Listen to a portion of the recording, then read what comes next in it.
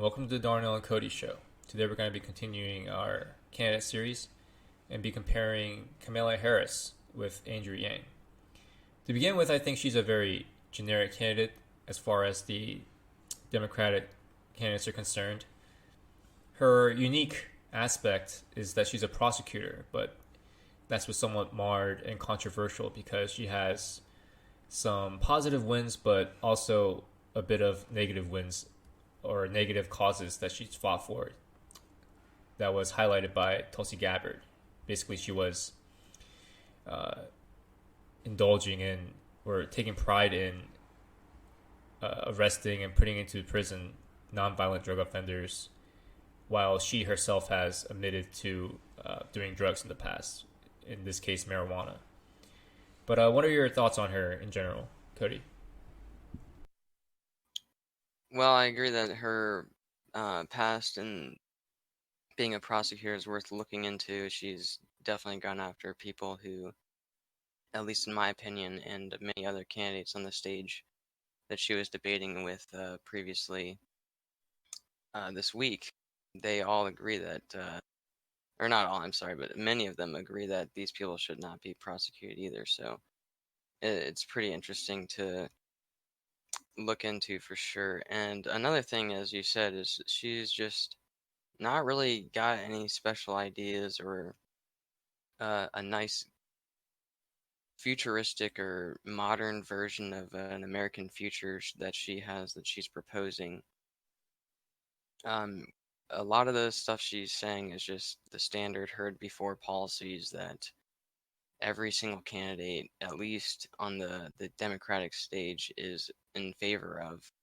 And many of them have far more detailed and more helpful policies than she does. She just kind of has like the bare bones of what the uh, Democratic policies are of today. That's all she's really got, and we'll get into that more. But as I said, yeah, she doesn't really have anything special for her.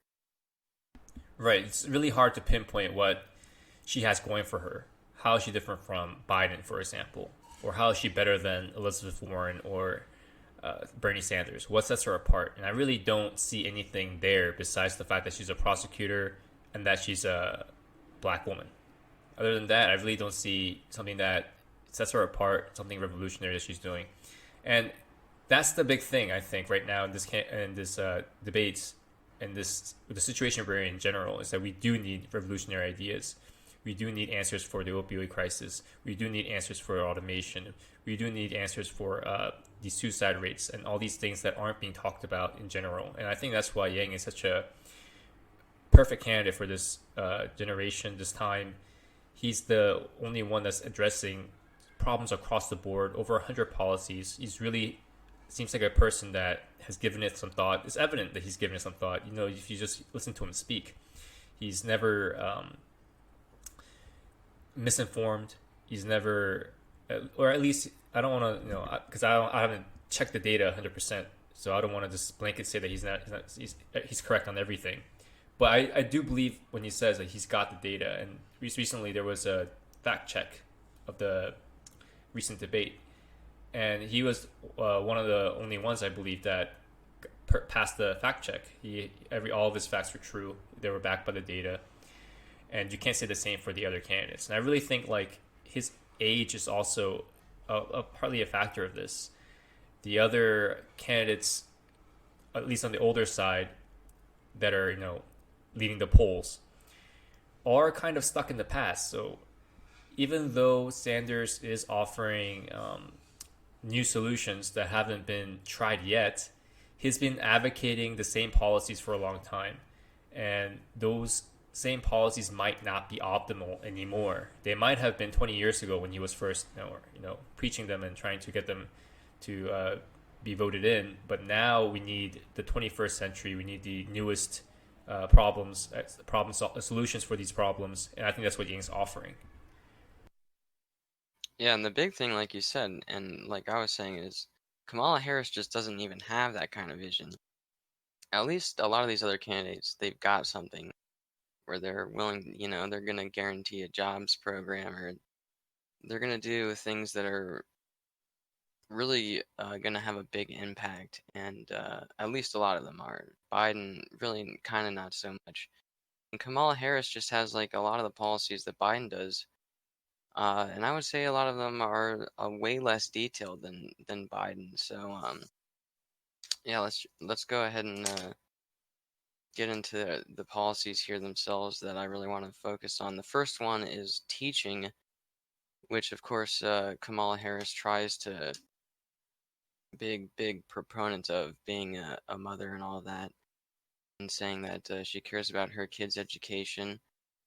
But again, here she just has the standard policies of raising teachers' wages. She wants to do one of the largest federal investments in U.S. history, according to her, to increase the average teaching wage by 1,300 or $13,000 annually, which is actually a pretty big policy. But unfortunately, at least from what I've heard, the only real way she has to do this is by taxing the wealthy people in some kind of wealth tax. And as a lot of us have heard from Andrew Yang himself and from other very wealthy business savvy people, the wealthy are very great at avoiding those kinds of taxes. They use offshore accounts, and as we were talking about in our previous podcast, they kind of try and hide some of their asset wealth and all these kinds of different loopholes and ways that they can avoid this. And so I don't really see a way that she has to pay for her policies, even if they're really just kind of very standard things. Where Andrew Yang, he also, of course, he wants to increase wages to reflect some of the most important work in the country, and that's how he calls it.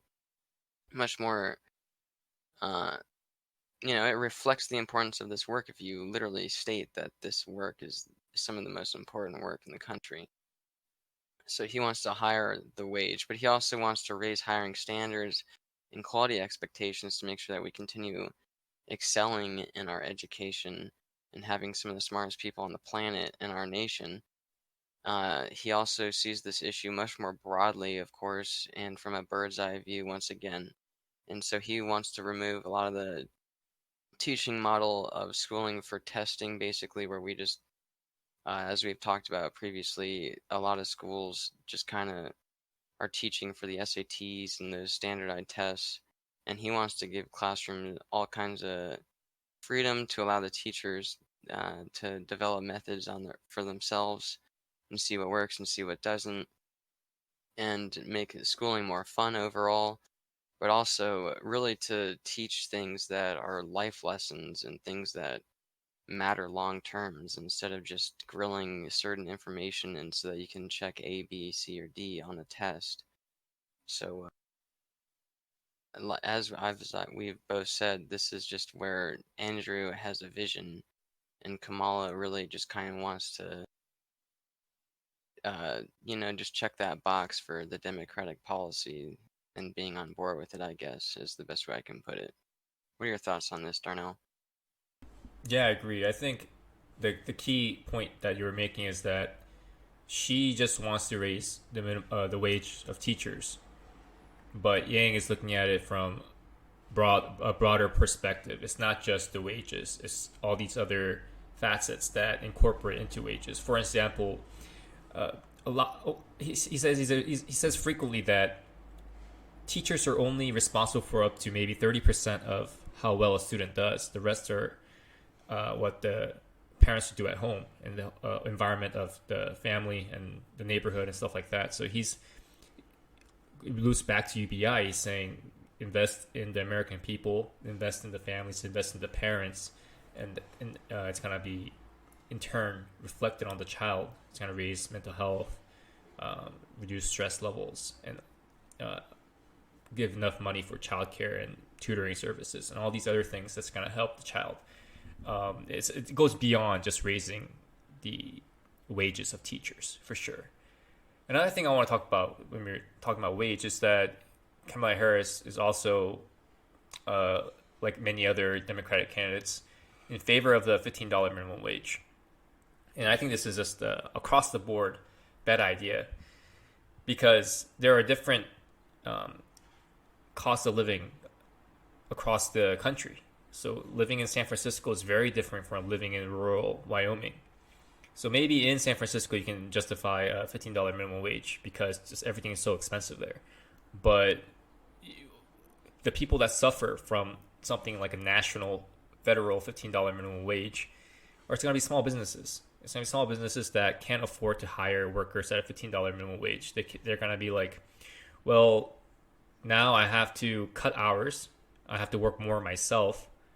And all in all, there are going to be less jobs available for people looking for them. This is how it works. At the same time, we do need some sort of wage, certainly, because we can't have, dollar as a minimum wage and try to, we had the problems before with illegal immigrants taking very low pay and kind of outscaling what the citizens were taking. But the real problem that Andrew Yang is addressing here is that we're not competing against immigrants anymore. We're competing against automation, robots that can work for free. And when we raise the minimum wage, it's going to just incentivize the companies to automate jobs away as fast as possible to lower employment costs, because that's the highest cost of any business is employees.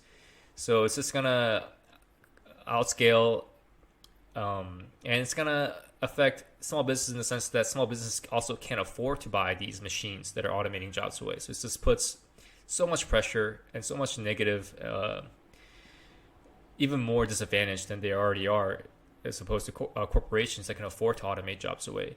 And they are the main proponents of job loss across the country. What are your thoughts on this, Cody? Yeah, I absolutely agree where Andrew's coming from. I mean, if you think about it, is Walmart really not going to be able to pay their employees $15 an hour, at least until they develop automation to, you know, basically wipe those jobs clean and not need them anymore. But the small grocery store down the street is not going to be able to pay that kid that's working for maybe $10 an hour right now, $15 an hour because they're barely able to make ends meet as it is, and they have no opportunity to invest in automation to be able to replace that kid's job, much less pay that kid his to be able to work his job now. So as you said, this is just going to destroy mom and pop companies. Even in the restaurant industry, we're going to see automation for all kinds of stuff, and all those small food joints that are run by families that they're just going to get wrecked by this minimum wage demand. And as you said, which is what Andrew actually realizes, he has a policy on this where he wants to adjust the minimum wage based on local costs, basically, of living. And that's what you were talking about with, the comparison of, I think you said Los Angeles or San Diego to a rural area like Wyoming. So it's just much more incentivized to localize that kind of minimum wage pay. And even in areas like Virginia and in Maryland, there's certain areas that are incredibly expensive. And then if you go more north in Maryland or to the west, it starts getting cheaper. And then to the south in Virginia, of course, it gets cheaper compared to the north closer to DC. So there's areas all over the country where even within the state, the living costs are wildly different. And that's why localizing it completely is the best option. And just doing a nationwide blanket slate, $15 would, as we've both said, just help automation progress even faster, destroy small businesses, and give a basically even further leg up on those mega corporations that can invest in automation. Right. So, Yeah. the next thing I wanted to talk about, or sorry if you had something to add. No, go ahead. All right, the next thing I wanted to talk about was gun control, which of course is a central issue for many Democrats right now, with gun violence. So Kamala Harris, of course, has um, really things like we've said before. Honestly, she's just doing the same old things literally every candidate has. So at least with her, she says she's going to get this done within 100 days of being president. And she'll do this with an executive order if she needs to. But she wants to enact laws that will do universal background checks for all gun purchases and ammunition purchases. She wants to do an assault weapons ban. And then also, she does want to repeal the corporate gun manufacturer's immunity. Basically, this has kind of been gotten more and more popular recently, and Andrew has also come out in support of this. Is that if someone is killed with a gun manufacturer's gun, and it was someone who illegally owned that firearm for whatever reason, gun manufacturer themselves could potentially be taken to court after these repeals were put into place and the law for this immunity was removed. So again, Andrew Yang, he supports all of this stuff. He's not necessarily saying he's going to get it done within 100 days of being in office, because he has bigger fish to fry with the UBI thing. But he also, again, just has a much more modern and realistic solutions to this than just kind of taking away every single gun that exists in our nation, which absolutely is not realistic.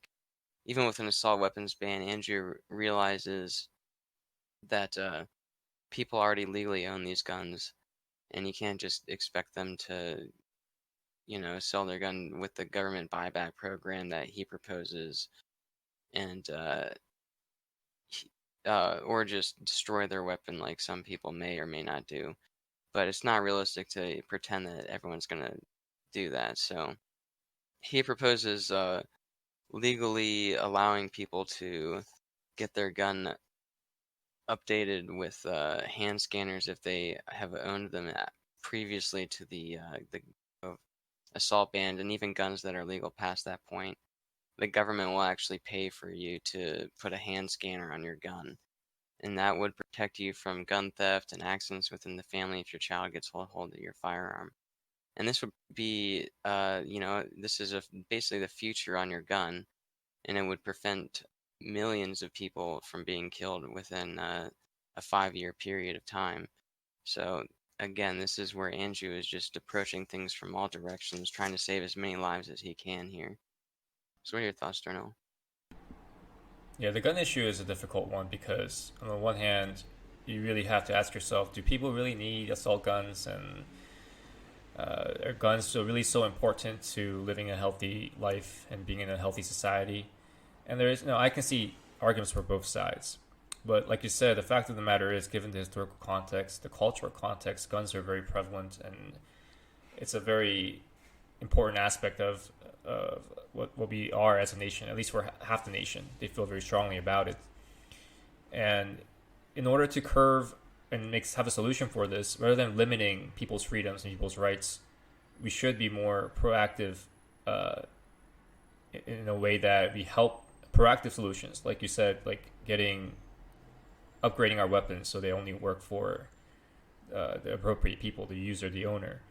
And these kind of things are going to be better, and then we're going to have to naturally try to fix problems that cause mass shootings and these psychotic serial killers that unfortunately happen so often these days. It's gotten to a point where we're not even surprised, when the school gets shot up, and that's really depressing and shocking to think about, someone right.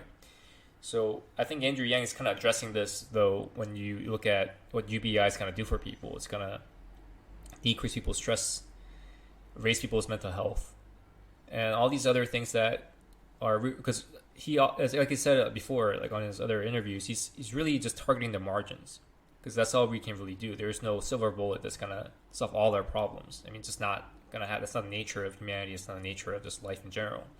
So he's trying to target the people on the margins that are maybe he's just one bad day away from becoming the Joker, becoming crazy, and just killing people and having no faith in society and humanity. we're targeting those people and saying that maybe like if he didn't lose his job, maybe if he had something to fall back on, $1,000 to fall back on, maybe if he's like a felon and he's just after getting out of jail, he can't get a job, and instead of just saying, well, now he has to commit crimes again to make a living, he has that $1,000 that gives an incentive to stay out of jail, maybe turn his life around in some other aspect. And these are the things that we should be really targeting and talking about more about instead of just saying let's get rid of guns because that's going to solve all our problems. I feel like that's a reactive solution rather than a proactive one, and that's what we need right now in this generation, in this time that we live in, is a proactive solution. And the next one I want to talk about was her Rent Relief Act. Basically, what this is that if you are spending more than 30% of your income on rent and utilities, she will provide a subsidy for rent. And I'm not necessarily against this idea, but what I'm fearful of in regards to subsidies in general, targeted subsidies like education for colleges and for, in this case, rent, is that it does raise prices. So when the landlord hears that the government is willing to pay 30% or whatever percent of rent, the landlord just says, okay, then I'll raise it by that percent because I know my tenant can afford it because the government is paying for it. That's what happened with college loans increasing by a drastic amount because once the government started subsidizing them, the colleges said, well, then I can raise my prices because the government is paying for it. And this is something that people use the same sort of logic to criticize UBI, but the difference with UBI and targeted subsidy is that UBI is not it's across the board. It's not focused on one aspect of life. You can literally use it for your car rent. You can use it for food. You can use it for rent. You can use it for education. You can use it for anything. Literally, it's a spread. It's not limited to one aspect. So I don't think that it's going to raise a certain things targeted. It's not going to raise, for instance, rent by itself. It's not going to raise food costs by itself because it's just across the board. It's not targeted towards a certain item. And the inherent high price of rent, for example, is an issue that needs to be addressed separately and not kind of looped around with subsidies because we have all these bureaucracy and zoning laws that need to be addressed first. But overall, I think UBI is a much better solution than a Rent Relief Act or any of these targeted subsidies. But what are your thoughts on this, Cody? Well, yeah, I absolutely agree that UBI, at least it gets everybody on board instead of just a targeted group. It destigmatizes it for, the people that are getting it basically because everybody's getting it. So, but the biggest problem that I have with this specific policy that Harris proposes is that it kind of doesn't address the issue that's like the elephant in the room here, which is the overpopulated East Coast and the West Coast. And so, if you're just getting the government subsidy to stay where you are, you're not ever going to leave that area, even if your rent just keeps getting higher, because the government's just going to keep paying more and more for it. So, it's just a never-ending cycle of people kind of staying put and not having the opportunity. And with UBI, instead of just subsidizing people for certain areas housing, it allows people to say, hey, if I'm getting price gouged by my renter, I'm just gonna get up and move because I have the opportunity with I can find a couple of roommates or I can move somewhere, find a couple of roommates that are in that area, and together me and them can rent a house and we can have a plethora of opportunities in that area because suddenly there's actually job opportunities there to work as a waiter or as a car mechanic. Or maybe possibly there's a new startup company in that area or you could even start your own company in that area. The options become limitless, but if you just say, hey, I'm gonna give you a subsidy to stay in Boston because I know it's really expensive, or hey, I'll give you a subsidy to stay in Los Angeles because I know it's really expensive, then you're not giving anybody any kind of opportunity. You're just giving them basically quicksand to be stuck where they are. in my opinion at least. It is not helpful in the slightest. So, yeah.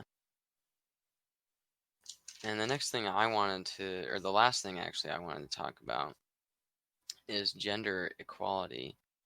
So, Harris wants to, of course, have access to healthcare with the guaranteed healthcare that she proposes. But on top of that, she wants to allow people to have the access to contraception and birth care. Nothing really new there. She does want to mandate equal pay actually through the government, which is something I don't think many candidates have gotten that far yet. And she also wants to, of course, ensure paid leave and make sure childcare is affordable, which most candidates support as well. But the biggest problem, again, she doesn't really at least detail a way to pay for this her her website. So I assume again it's just going to be the wealth tax that's paying for this, because that's the only tax I've heard her talk about that she's going to introduce.